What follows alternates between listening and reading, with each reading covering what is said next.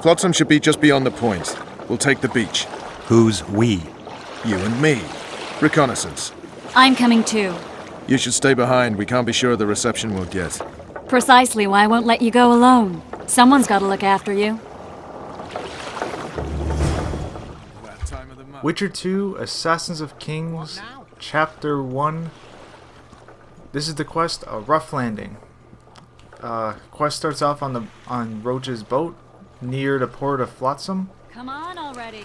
While you're on the ship, you're stuck in walk mode, so don't get too worried about that. And if you notice, you don't have a silver sword anymore. You kinda lost it when you stabbed the dragon in the mouth with it. So if you go to the glowing chest there, you start another quest, A Sword for Monsters, which kind of introduces you to the crafting in this game, and just makes you, like, all you have to do is make your silver sword. That's all it is. It's simple crafting. You probably have most of the ingredients in your inventory already. The only thing that you wouldn't have is silver ore, and that's usually the one thing that you will never have when you need to make a new one. It's like the one crafting ingredient that you don't really find in the world, or at least rarely find. So up here you're going to meet one of the very important characters of the game. That sounded terrible. Either way, you're about to meet someone really important to this game, and depending on what you do will become a major factor of the events to come. It's Iorveth the Elf. I gotta say, Iorveth just has a great voice. This guy does a good job. Special Forces Commander for the last 4 years. Also, something I noticed right around this point was that pacification of the Mahakaman foothills. I'm not sure if this was intentional or not, but I think their voices are echoing in these recordings, or it's just very, very loud. If it's echoing, that's either two cases that I can think of. It's either there's either a very big recording booth they were in, or like a recording room, and they just happened to pick up the echo and couldn't get rid of it, or the sound designers accounted for the fact that they're in a large forest, which would be awesome. Right, so you just saw the time dialogue icon. That means that if you don't choose something within that time limit, it just kind of chooses a default response. It actually doesn't matter what you do.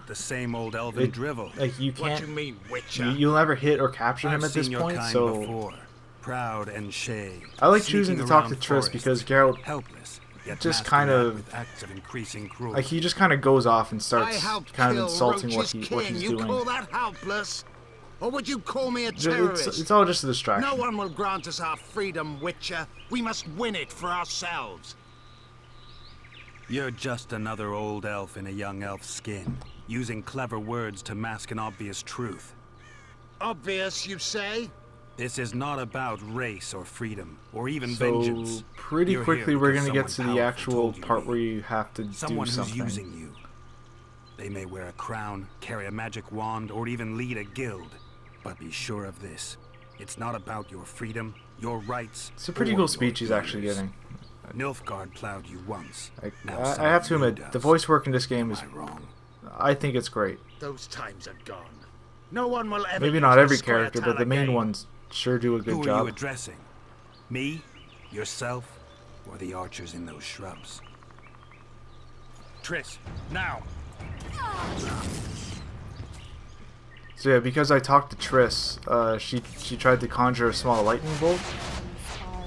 If you don't do anything, I think Roach just tries to throw a knife at him.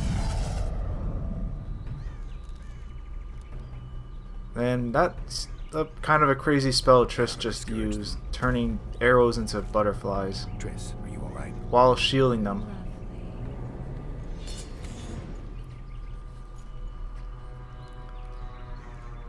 You should have charmed the archers. They're coming. And now she... Oh, no, don't worry, she's not dead. It's, she's incredibly tired from using all the magic.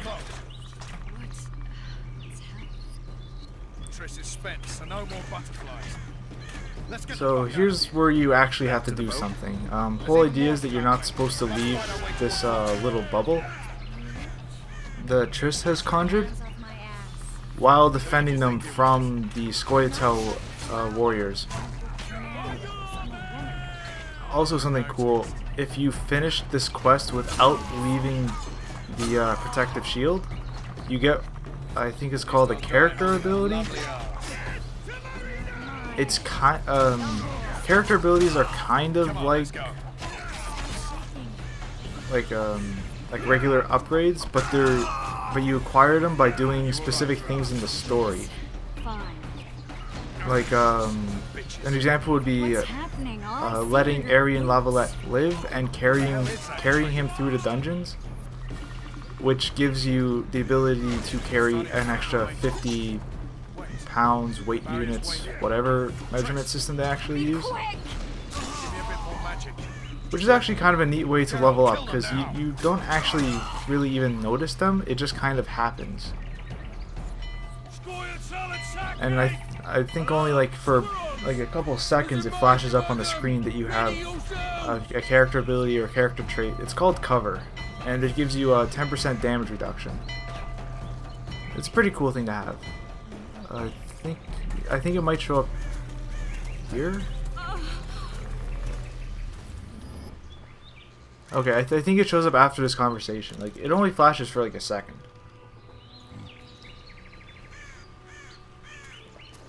It's kind of a cool way to get new abilities in games. Actually, one idea would be that would be actually really cool if that was the only way to level up. It's just by doing things, and like you don't really even notice. But maybe that would be too difficult to figure out.